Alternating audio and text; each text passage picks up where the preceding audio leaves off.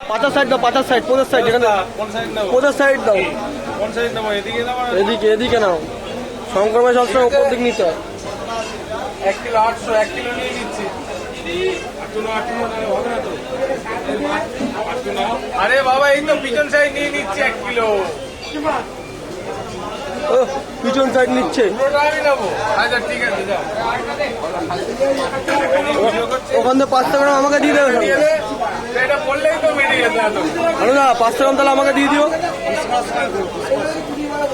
নে, নে, নে, নে।